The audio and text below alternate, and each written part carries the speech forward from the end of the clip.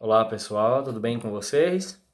Bom, nessa videoaula de hoje nós vamos falar um pouquinho sobre as enzimas, que são proteínas com função catalisadora. Na última videoaula que eu passei para vocês, eu expliquei toda a parte de proteínas, né? As ligações que ocorrem, ligações peptídicas, as partes de um aminoácido. Nós vimos que a ligação é do tipo desidratação, porque libera uma molécula de água. E além disso, nós vimos que as proteínas, elas têm funções variadas, né? São muitas funções que essas biomoléculas apresentam, desde função estrutural, a proteção, função hormonal. E vimos também que as funções, que o papel que a proteína desempenha está ligado à sua estrutura. Então, ela pode ser da estrutura primária, secundária, terciária ou quaternária. Se você ficou com alguma dúvida, volte nessa videoaula que nós vamos...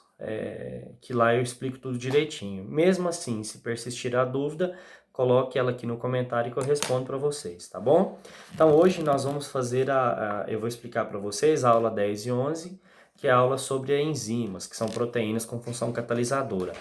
Mas antes, eu vou fazer a correção do em classe da aula 8 e 9, tá certo? O em classe da aula 8 e 9 está na página 371. Ele é bem pequenininho, né? São somente 4 perguntas e questões fechadas, então vai ser bem rápido. Então vamos lá. Questão número 1. Além de serem as macro... Pessoal, todo mundo com apostila aí. Tem gente sem apostila, Eduardo. Cadê sua apostila? Pega lá, rapaz. Ué. Além de serem as macromoléculas mais abundantes nas células vivas, as proteínas desempenham diversas funções estruturais e fisiológicas no metabolismo celular. Com relação a essas substâncias, é correto afirmar que, letra A, todas são constituídas, ou seja, todas as proteínas, são constituídas por sequências monoméricas de aminoácidos e monossacarídeos? Errado. Se fosse só até a palavra aminoácido, estava correto. As proteínas, elas são compostas por uma sequência de aminoácidos ligados e não por uma sequência de monossacarídeo. Quem é formado por uma sequência de monossacarídeos são os polissacarídeos, né? Os carboidratos classificados como polissacarídeos. Letter B. Além de função estrutural, são também as mais importantes moléculas de reserva energética e de defesa. Errado. Proteína não tem função de reserva energética. Na verdade, assim, proteína pode até ser usada para produzir energia, mas em último caso, só se não tiver nada, o organismo está a ponto de morrer. Aí vai lá e consome proteína. Isso não é bom. A molécula que está relacionada à reserva energética são os lipídios e também carboidratos. Letra C. Cada indivíduo produz as suas proteínas, que são codificadas de acordo com o seu material genético. Correto. Então, olha só, nós temos o nosso DNA e o DNA é que está ligado à produção de proteínas. Nós temos o DNA quase que idêntico, o DNA das espécies, entre uma mesma espécie. Porém, existem algumas variações, pequenas variações. E aí, por causa dessas pequenas variações, algum indivíduo pode produzir uma proteína ou não produzir aquela proteína. Mas todos nós produzimos as nossas proteínas a partir do nosso metabolismo. E outras proteínas a gente pode adquirir na alimentação. Então, a letra C está correta. Número 2. Considere as seguintes afirmativas. Primeira, as proteínas são moléculas de grande importância para os organismos. Atuam tanto estruturalmente como também metabolicamente. Correto. Segundo, as enzimas são proteínas que atuam como catalisadores biológicos? Correto também. A gente vai falar delas agora, mas eu já havia adiantado, né, que elas podem ter função de catalisar, de acelerar a reação química. Terceiro, existem proteínas que atuam como linhas de defesa do organismo e algumas delas são conhecidas como anticorpos? Correto, anticorpos são proteínas. Então, as três afirmações estão corretas, então, portanto, letra E, 1, 2 e 3. Questão 3. Os carboidratos, os lipídios e as proteínas constituem material estrutural e de reserva dos seres vivos. Qual desses componentes orgânicos é o mais abundante no corpo de uma planta e de um animal? Olha só, o que nós vamos ter mais no corpo de uma planta? Um carboidrato ou uma proteína? Carboidrato. Por que carboidrato? Porque na célula vegetal nós temos a parede celular, e a parede celular é feita de celulose, celulose é um carboidrato. Então, por causa disso, numa planta a gente encontra muito mais carboidrato do que proteína. E num animal? No animal a gente encontra mais proteína, porque nós não temos parede celular e praticamente toda a nossa estrutura é proteica. Pele, músculos, os ossos têm um pouco de proteína também, os pelos, tudo isso que eu falei na última aula. Então, respectivamente, numa planta a gente tem mais carboidrato e no animal mais proteína. Portanto, a letra D é a correta. Bom, questão número 4. Um detalhe, as plantas também armazenam amido, né? Então aí aumenta ainda mais a quantidade de carboidrato. Questão número 4. As proteínas são moléculas complexas formadas por unidades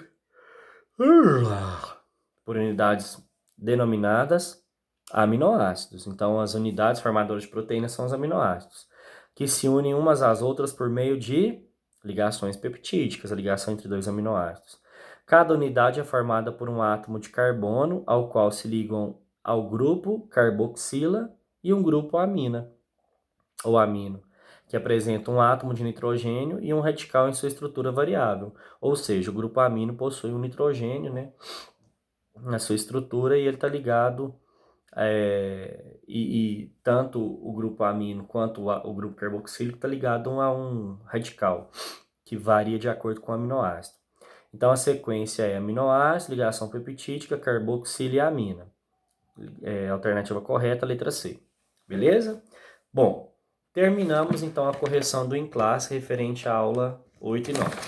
Agora a gente vai para a página 372 para a aula 10 e 11. Essa aula, na verdade, é bem curtinha. Bom, relembrando, pessoal, as proteínas têm funções variadas e uma dessas funções é a função catalisadora. O que é um catalisador? Catalisador é um acelerador de reação química, é um fator que acelera a reação química. Esse fator ele pode ser físico, como o calor ajuda a acelerar a reação química. Esse fator pode ser químico, existem diversos catalisadores químicos, mas existem os catalisadores biológicos, que são as enzimas.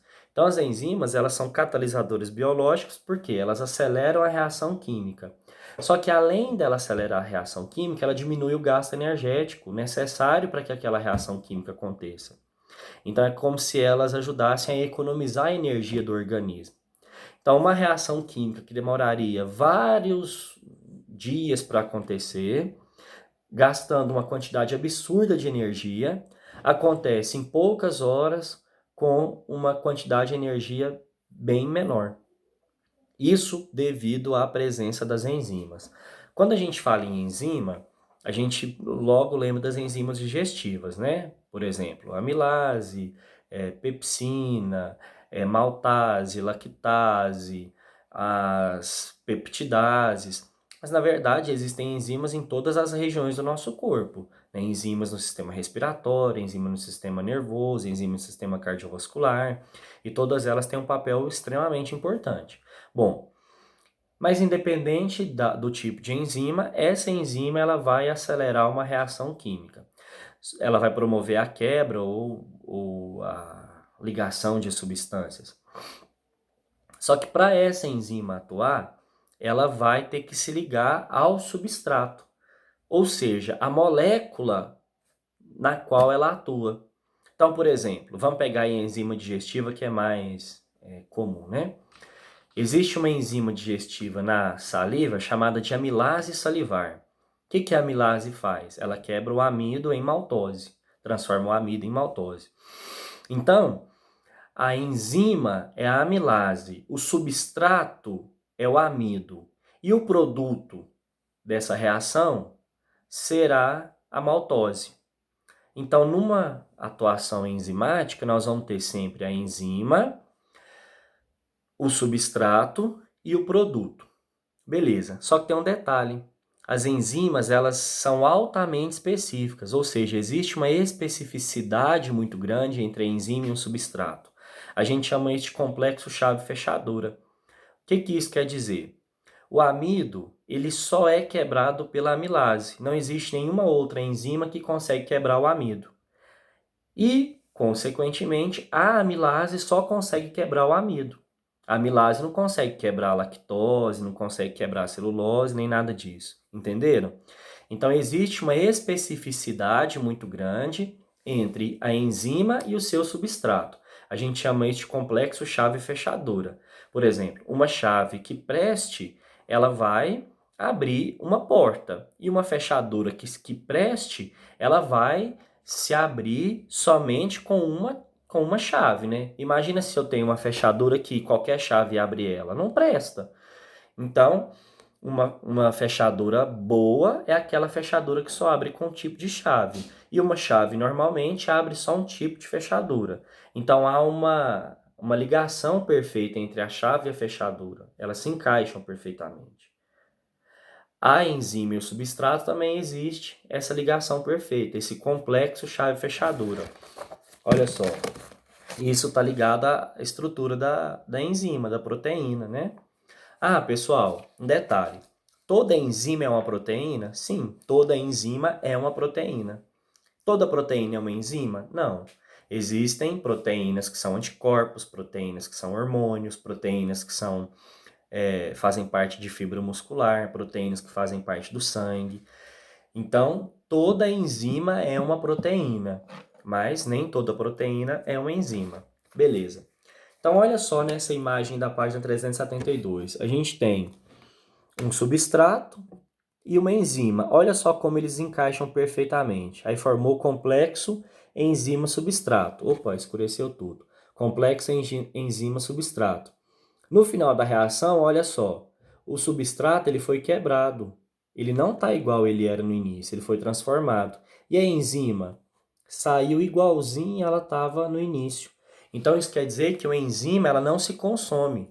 Quando a enzima passa por um processo enzimático, ela participa de uma quebra, ela não é destruída, ela não sofre nenhuma modificação.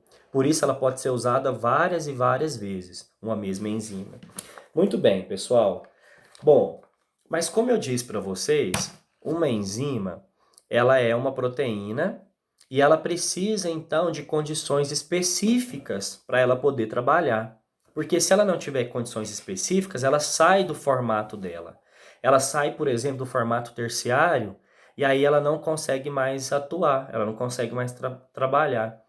Quando a enzima perde a sua estrutura, na verdade, quando uma proteína qualquer, inclusive uma enzima, perde a sua estrutura, nós falamos que ocorreu uma desnaturação, ou seja, ela saiu do estado natural dela. E essa desnaturação inviabiliza a atuação da proteína ou da enzima, né? Que é o nosso caso aqui agora. E quais são as condições que promovem a desnaturação de uma proteína? Quando ela sai das condições ótimas, das condições ideais de temperatura e pH do meio. Então, isso quer dizer que toda enzima tem uma temperatura ótima, uma temperatura ideal para ela trabalhar. E também um pH ótimo, um pH ideal para ela trabalhar. Fora daquele pH e fora daquela temperatura, ela não vai trabalhar da forma máxima, ela não vai atuar não vai promover a melhor atuação dela, entenderam?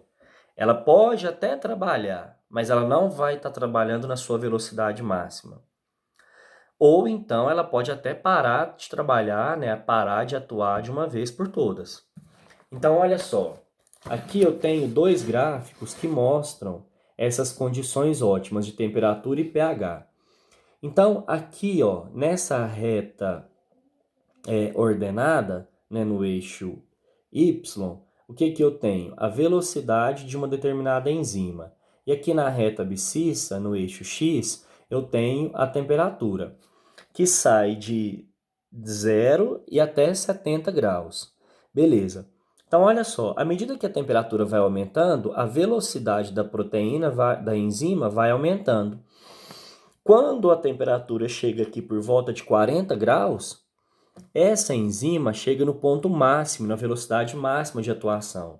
Ou seja, a temperatura ótima para essa enzima atuar é uma temperatura de 40 graus. Provavelmente essa enzima aqui é uma enzima de ave, porque as aves têm uma temperatura igual a 40, 42 graus, aí, dependendo da espécie. Porém, se a temperatura aumenta, passa desses 40 graus, olha só, a velocidade vai diminuindo. Então quer dizer que ela está desacelerando, ela está parando de trabalhar. E aí ela pode chegar a desnaturar totalmente e ela não mais atua no organismo. Então, a condição ótima, a temperatura ótima para essa enzima trabalhar é 40 graus Celsius. E olha só que interessante, pessoal, é por isso que é tão perigoso a gente ficar com febre. Por quê? A nossa temperatura média é 36 graus. Aliás, a nossa temperatura normal é 36 graus. Então, quer dizer que todas as enzimas do nosso organismo trabalham nessa temperatura ótima de 36 graus. Se a temperatura aumenta, as enzimas param de trabalhar. Imagina se for uma enzima respiratória. Imagina se for uma enzima que impede que o sangue fique ácido, como é o caso de uma enzima chamada anidrase carbônica. A anidrase carbônica, ela transforma o ácido carbônico lá no nosso sangue em bicarbonato. Só que se essa anidrase carbônica não trabalhar, o bicarbonato não vai ser produzido e o ácido carbônico vai aumentar, o sangue vai ficar ácido e a gente entra em coma e morre. Simplesmente isso. Então, olha só, por isso que é tão arriscado a gente ficar com febre. Se a temperatura passa de 37,8 graus, eu tenho que tomar um antitérmico. Porque se essa temperatura continuar alta, vai desnaturar as minhas proteínas e eu posso começar a dar uma convulsão e morrer. Quem nunca passou por isso, né? Tô brincando, Deus nos livre e guarde disso. Mas olha só, se a febre passa de 42 graus, o indivíduo morre. Ele entra em coma e morre na hora, porque ele não, as enzimas, elas pararam de funcionar. Agora o outro gráfico, ele mostra o pH ótimo. Olha só, a mesma coisa. O eixo Y, velocidade, eixo X, pH. E o pH vai de 4 até 11 nesse gráfico. À medida que o pH vai aumentando, a velocidade aumenta também. Quando chega no pH 8, olha só, velocidade máxima. Então quer dizer que essa enzima, ela gosta de um pH alcalino. Só que se esse pH ele aumentar, continuar aumentando, for um pH muito alcalino, aí essa enzima vai parar de atuar. Então essa enzima aqui, com pH 8, se fosse uma enzima do nosso organismo, provavelmente seria uma enzima lá do intestino delgado. Porque lá no intestino delgado a gente tem uma alta liberação de bicarbonato pelo pâncreas para neutralizar o ácido clorídrico que veio lá do estômago. Porque o estômago tem uma proteção contra o ácido clorídrico, mas o intestino delgado não tem. Então o pâncreas libera o bicarbonato lá no intestino delgado e esse bicarbonato vai neutralizar o ácido clorídrico que veio do estômago. Então, o intestino delgado ele tem um pH alcalino. Então, se essa enzima aqui fosse uma enzima do nosso organismo, provavelmente seria uma enzima do intestino delgado. Beleza? Então, as enzimas são catalisadores biológicos, elas têm um pH e uma temperatura ótima de atuação, e elas são altamente específicas. Existe uma especificidade muito grande entre a enzima e o seu substrato. E quando a enzima ela trabalha, ela atua, ela não se consome, portanto ela pode trabalhar repetidas vezes. Maravilha! Então nós terminamos essa videoaula e agora vocês vão fazer o em classe da página 373, que na videoaula de amanhã, sexta-feira, né? Hoje é quinta, mas na videoaula de amanhã, sexta-feira, eu vou fazer a correção desse em classe. E aí depois a gente vai passar para a aula 12, que fala sobre os anticorpos, que é uma aula muito boa, é um assunto muito interessante. E aí depois a gente segue a sequência aí da apostila e já estamos quase finalizando a apostila. Então, parabéns para vocês aí, tá bom? Grande abraço e tchau. Se tiver dúvida, deixe aí nos comentários. Grande abraço.